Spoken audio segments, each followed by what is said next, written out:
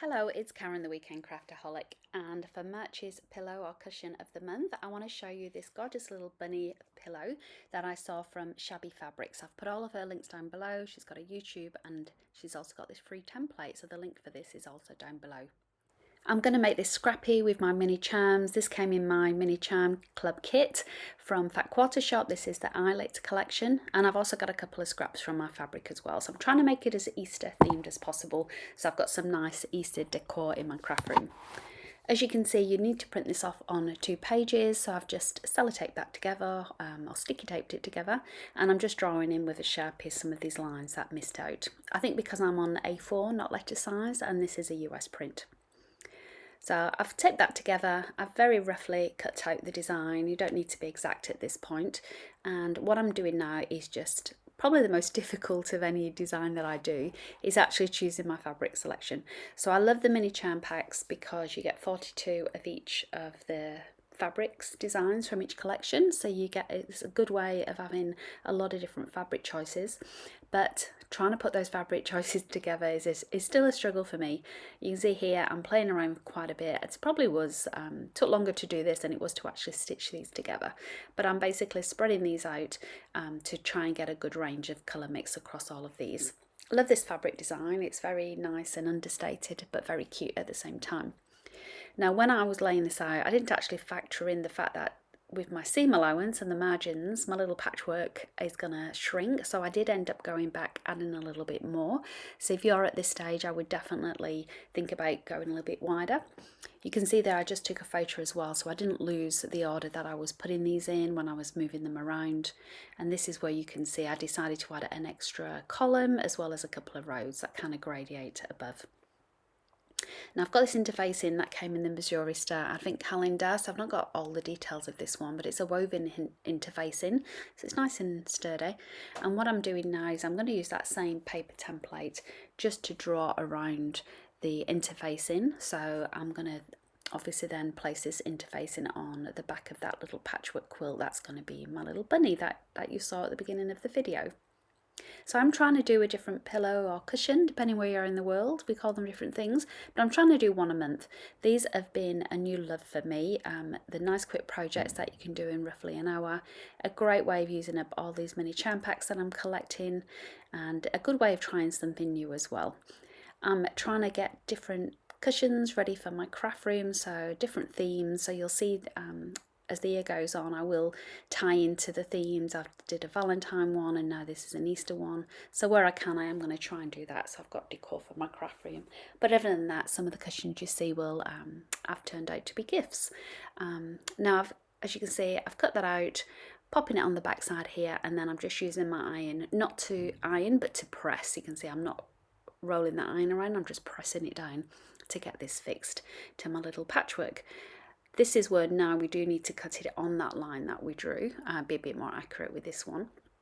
And depending how artistic you are, you might obviously want to change this up a little bit, but the size of this template is amazing. And the fact that Shabby Fabrics have shared this for free, I think is fantastic. You've probably heard of Shabby Fabrics. They're a massive YouTube channel and they do some great tutorials. So this is more of a sew along with me. This is me getting inspiration from the tutorial. I definitely cannot improve on what they've done, but I wanted you to see just how easy it is to sew along with what they've done as well.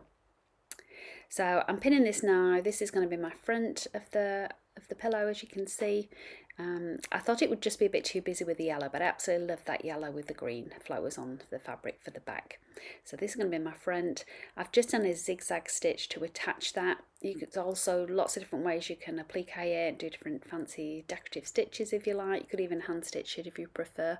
I love the zigzag effect. I think with the patchwork it just makes it look a bit more shabby, in fact, shabby chic. I'm attaching this little bow on the front. I've popped it here as a pin, and then I'm doing just a little bit of hand sewing so you don't see that come through when I attach that bow. Now in terms of this pillow, I'm not expecting it to be used. It's going to be mainly decor. So I'm not actually going to apply zip. I'm not going to worry about washing it as such. So I'd not worry too much about it being so hard wearing and durable, if that makes sense. But of course, if you wanted to put a zipper on this or do even an envelope style pillow, then absolutely go for it. Do what works for you. That's what I love about all the inspiration on YouTube. It's like a jumping off point for us to adapt and do whatever we want to. For this particular one, I decided I wanted to add these pom-poms. I love this pom-pom trim. So for me, I decided to add this. And you can see it's just a matter of adding it between these two layers with the fabrics right side together.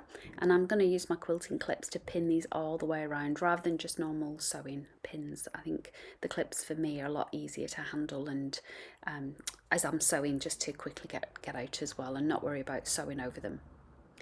So I've gone it all the way around. You do need to leave an opening at the bottom or whichever side you want for when we're stuffing this later.